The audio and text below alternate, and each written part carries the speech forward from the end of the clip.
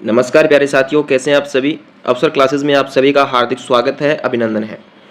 तो हमारा टॉपिक चल रहा था राजस्थान ज्योग्राफी का मृदा और मृदा संरक्षण।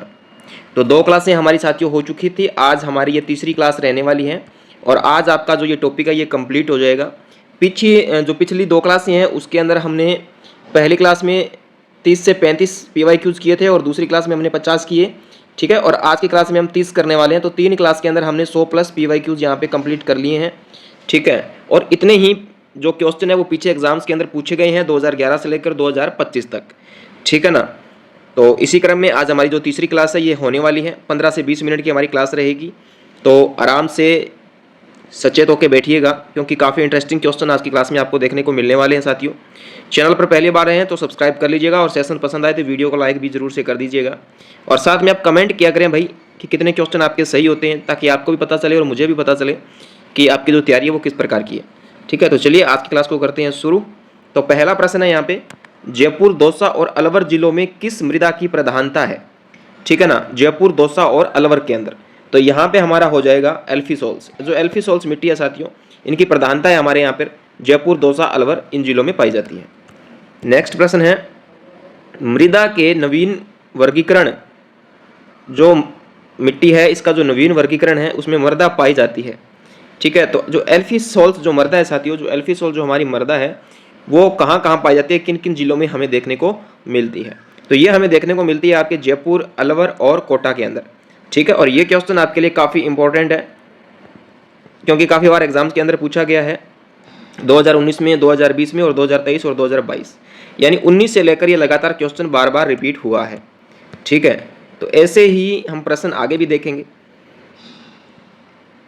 कैम्बोरथिडस, कैल्सिओर्थिडस, सेलोअर्थिडस और पेलियोअर्थिडस निम्न में से राजस्थान की किस मृदा के उपविभाग हैं।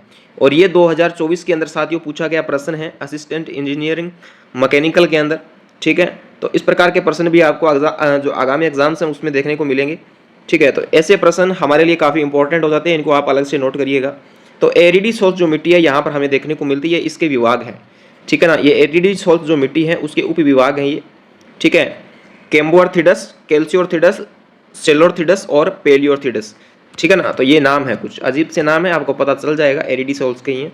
शुष्क क्षेत्र की लवणता प्रभावित मृदाओं को किस मृदा कण में वर्गीकृत किया जाता है। तो यहाँ पर मृदा कण बताना है किस मृदा कण में किया जाता है, कौन सी शुष्क क्षेत्र की जो मृदा होती है।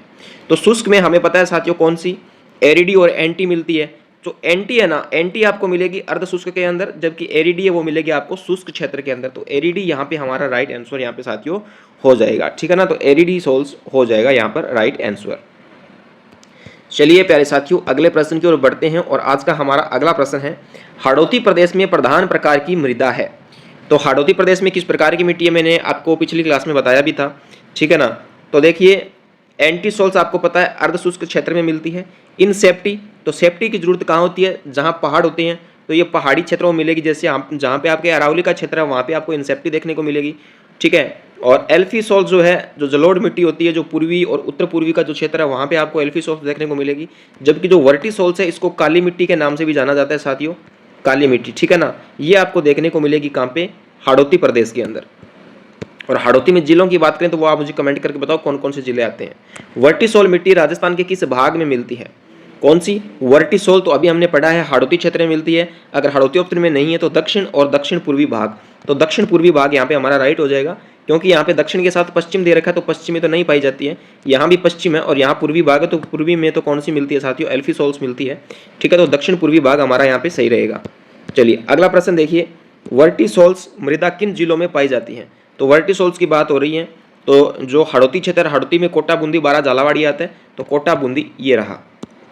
चलिए अगला प्रश्न, राजस्थान के किस प्रदेश में वर्टी मृदा पाई जाती है। तो आप देख सकते हैं कि वर्टिसोल्स मृदा से किस प्रकार प्रश्न आए। देखिए मृदा एक वर्टिसोल से प्रश्न पूछे हैं, कितने, लगभग 5 से 6 प्रश्न यहाँ पे पूछे गए हैं और अलग अलग तरीके से पूछे गए हैं, ठीक है ना। तो वर्टी जो मृदा है वो कहाँ मिलती है, तो हाड़ौती के पठार में मिलती है, ठीक है, ये है यहाँ पे राइट।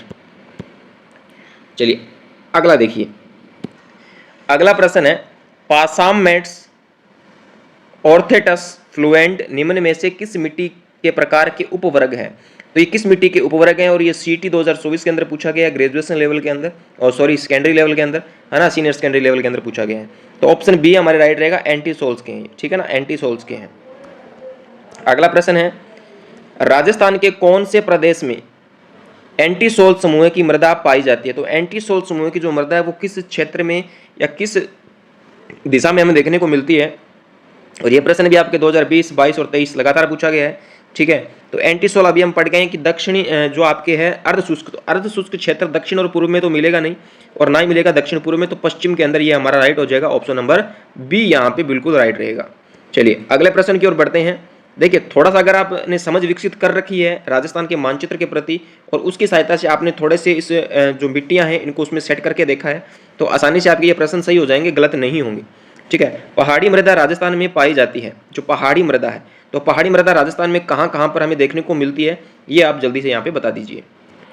तो पहाड़ी मृदा साथियों हमें उदयपुर और कोटा में देखने को मिलती है, ठीक है ना, उदयपुर और कोटा, ठीक है। लगभग ने उत्तर इसका कोटा और सिरोही किया होगा, लेकिन ये उदयपुर और कोटा में देखने को मिलती है, ऑप्शन डी हमारा यहाँ पे बिल्कुल राइट रहेगा। नेक्स्ट प्रश्न है, उदयपुर तथा कोटा जिलों में अधिकांशतः है, तो कौन सी मिट्टी है भाई, ठीक है। उदयपुर और कोटा जिलों के अंदर कौन सी मिट्टी है अधिकांशतः, तो कौन सी हो जाएगी, तो पर्वतीय मृदा हो जाएगी। तो अभी हमने पढ़ गया पहाड़ी मिट्टी, तो पर्वतीय मृदा जो है वो उदयपुर और कोटा में मिलती है। अगला प्रश्न है, निम्न में से किस प्रकार की मृदाएं लिथोसोल्स भी कहलाती हैं?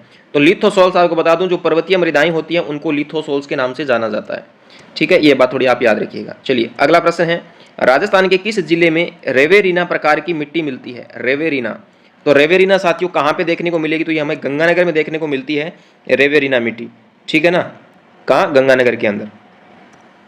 चलिए अगले प्रश्न की ओर बढ़ते हैं और अगला प्रश्न है, सिरोजम मृदा किस जिले में, जिस जिले में मिलती है वह है?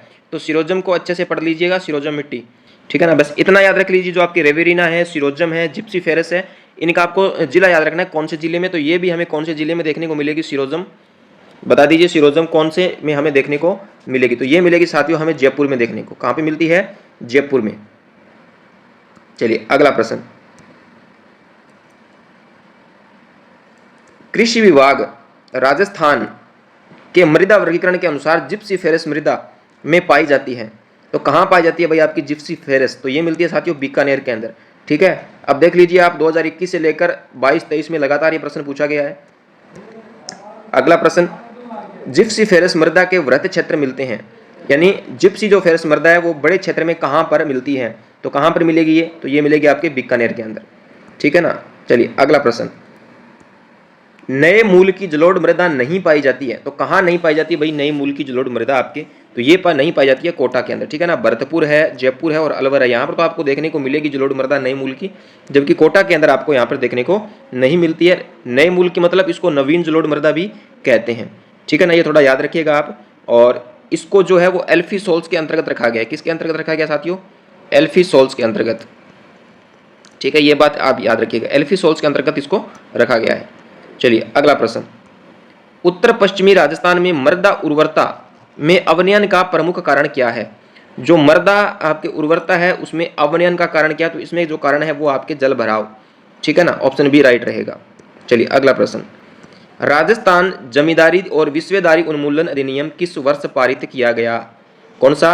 राजस्थान जमींदारी और विश्वेदारी उन्मूलन जो अधिनियम है वो किस वर्ष जारी हुआ? तो ये हुआ था 1959 के अंदर, ठीक है ना, 1959 में ये जारी हुआ था और इसको राष्ट्रपति के द्वारा मंजूरी मिली, ठीक है। और लागू कब से हुआ? तो 1959 में ये लागू हो गया था, ठीक है, ये बात आपको यहाँ पे याद रखनी है। इसमें जो विश्वेदारी के जो अधिकार थे उसको क्या कर दिए गए? समाप्त कर दिया गया था, ठीक है। और धारा की बात करें तो धारा 55 भी आपको यहाँ पे याद होनी चाहिए कि धारा 55 के अंदर क्या लिखा हुआ है? तो धारा 55 में लिखा हुआ है कि जो काश्तकार है उनको खेती के अधिकार दिए गए हैं धारा 55 के अंदर। किसको? काश्तकारों को। जो काश्तकार है इनको खेती के अधिकार प्रदान किए गए हैं धारा 55 में। चलिए अगला प्रश्न, राजस्थान सरकार है उसने राजस्थान जागीरी उन्मूलन अधिनियम किस वर्ष पारित किया?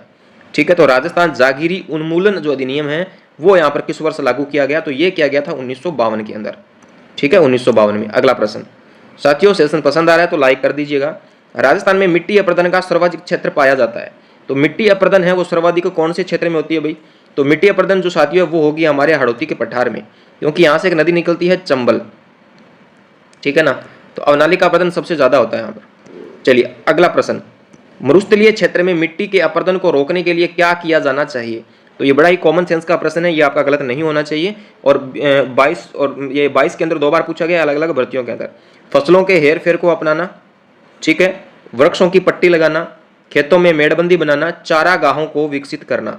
तो देखिए यहाँ पर जो सबसे सटीक उत्तर है, सबसे सही जो लग रहा है वो है वृक्षों की पट्टी लगाना, क्योंकि जब आप वृक्षों की यहाँ पर ऐसे ऐसे पट्टी लगा देंगे तो यहाँ से जो है वो मृदा हिलेगी नहीं, जहाँ जहाँ वृक्षों की जो जड़ें जाएगी वहाँ से जो मिट्टी है उसका अपरदन नहीं होगा, तो इससे ये मृदा है वो अपरदन कम हो जाएगा, ठीक है, वृक्षों की पट्टी लगाई जाएगी। चलिए भाई अगला प्रश्न देखिए, निम्न में से कौन सा एक उपाय मृदा संरक्षण का नहीं है? वृक्षारोपण, तो ये तो है, फसलों की हेरी फेरी, तो ये भी है, अत्यधिक जलापूर्ति, तो देखिए भाई अत्यधिक जलापूर्ति से मृदा संरक्षण कैसे होगा? अत्यधिक अगर जल की आपूर्ति होगी तो उससे तो मृदा का अपरदन होगा, तो ये तो हो नहीं सकता है ना, तो ऑप्शन सी हमारा यहाँ पे राइट हो जाएगा, ये मृदा संरक्षण का उपाय नहीं है। बाकी एनीकट का निर्माण करना तो ये एक है, ठीक है, तो बाकी वृक्षारोपण, फसलों की हेराफेरी और एनीकट का निर्माण ये तो मृदा संरक्षण का उपाय है, जबकि अत्यधिक जो जल आपूर्ति है ये इसका नहीं है। चलिए अगला प्रश्न है, रेंगती हुई मृत्यु क्या है? तो रेंगती हुई मृत्यु क्या है? तो देखिए जो मृदा का अपरदन होता है ना, मृदा का अपरदन या मृदा का जो हवास होता है उसकी उर्वरता का, उसको कहते हैं रेंगती हुई मृत्यु, ठीक है ना, तो ऑप्शन डी यहाँ पे राइट रहेगा। चलिए अगला प्रश्न है, मृदा अपरदन का निम्न में से कौन सा एक कारण नहीं है? ठीक है, अतिचारण, तो अतिचारण भाई ज्यादा अगर हम पशुओं को चराएंगे तो मृदा अपरदन होगा, तो ये तो कारण है। बाढ़ गाना ये भी कारण है, क्योंकि बाढ़ आएगी तो पानी के साथ मिट्टी जाएगी। भूस्खलन होगा तो भी मृदा का अपरदन होगा, जबकि वन रोपण से मृदा का अपरदन नहीं होगा, तो ऑप्शन डी हमारा यहाँ पे राइट हो जाएगा। चलिए अगला प्रश्न है, राजस्थान में उत्पादन क्षमता के आधार पर भूमि के प्रकार हकत बहत का अर्थ क्या है? तो हकत बहत का जो अर्थ है वो यहाँ पे बताना है। काफी अच्छा क्वेश्चन है, काफी बढ़िया लेवल का क्वेश्चन यहाँ पे पूछा गया और पटवारी 2021 के अंदर ये प्रश्न पूछा गया था। तो इसका साथियों जो अर्थ होगा वो होगा सिंचाई एवं कृषि के लिए उपयुक्त भूमि, ठीक है। हकत बहत का मतलब क्या है? सिंचाई और कृषि के लिए उपयुक्त भूमि। चलिए अगले प्रश्न की ओर बढ़ते हैं और अगला प्रश्न है हमारा, उत्तर पश्चिमी राजस्थान में मृदा उर्वरता में अवनयन का प्रमुख कारण क्या है? तो अवनयन का जो प्रमुख कारण वो क्या होगा? वो जल भराव होगा। क्वेश्चन रिपीट हुआ है ना, तीसरा चौथा प्रश्न था, वापस रिपीट हो गया ये। चलिए अगला प्रश्न, राजस्थान में निम्न में से किस स्थान पर इंसेप्टिसोल्स मृदा नहीं पाई जाती है? इंसेप्टिसोल्स तो कहाँ नहीं है साथियों? बूंदी में नहीं है, क्योंकि जहाँ पहाड़ी इलाका होगा वहाँ पे तो आपको ये देखने को मिलेगी इंसेप्टी, क्योंकि वहाँ पहाड़ी क्षेत्रों में जाएंगे तो हमें सेफ्टी की जरूरत होती है। तो इंसेप्टी सिरोही, राजसमंद, भीलवाड़ा में तो है, जबकि बूंदी के अंदर आपका ये नहीं पाई जाती है। चलिए और आज का साथियों अंतिम प्रश्न है, राजस्थान के सिरोही और पाली जिलों में कौन से प्रकार की प्रधान मृदा मिलती है? तो सिरोही और पाली की बात हो रही है यहाँ पे, तो यहाँ पे आपकी मिलेगी इंसेप्टिसोल्स। इंसेप्टिसोल जो मृदा है वो आपके यहाँ मिलेगी। तो प्यारे साथियों ये थे आज के 30 इंपॉर्टेंट PYQs, ठीक है। आई होप आपको क्लास काफ़ी अच्छी लगी होगी। अगर लगी है तो वीडियो को कर दीजिएगा लाइक और चैनल को कर लीजिएगा साथियों सब्सक्राइब, ठीक है। मिलते हैं फिर कल एक नए टॉपिक के साथ में, ठीक है। तो टेंशन मत लीजिए, पहले आप अच्छे से टॉपिक पढ़िए, उसके बाद PYQs कीजिए, आपकी तैयारी 1 नंबर की हो जाएगी। कितने नंबर की साथियों? नंबर 1 तैयारी आपकी हो जाएगी, ठीक है। एग्जाम तक आपको ऐसे ही क्लासें मिलती रहेगी। कल संडे था इसलिए क्लास आई नहीं, क्योंकि संडे को भाई एक दिन तो मुझे भी चाहिए ना रेस्ट करने के लिए, ठीक है। तो संडे के दिन आपकी क्लासें जो हमारी वो आज से नहीं रहेगी, ठीक है। सोमवार से लेकर शनिवार तक क्लासें रहेगी। अगर बीच में कोई काम हो जाता है तो फिर हो सकता है बीच में भी आपको क्लास नहीं देखने को मिले, ठीक है। तो उस स्थिति में आपको संडे को क्लास देखने को मिल सकती है, अन्यथा सोमवार से शनिवार क्लास रहेगी, संडे को हम ब्रेक लेंगे, ठीक है। तो अब अगला टॉपिक क्या रहेगा वो आपको टेलीग्राम पर देखने को मिल जाएगा नाइट तक, ठीक है ना। तो टेलीग्राम ज्वाइन कर लीजिएगा, लिंक इस वीडियो के डिस्क्रिप्शन में दिया हुआ है। वहाँ पर आपको जीके से जुड़ी हुई अन्य जानकारियाँ मिलती रहती है, क्या अपडेट आई जीके के अंदर वो भी मिलती रहती है, और साथ में भर्तियों से जुड़ी हुई भी जानकारी साथियों आपको देखने को मिलती रहती है। तो आज के लिए इतना ही, आपसे चाहूँगा अलविदा।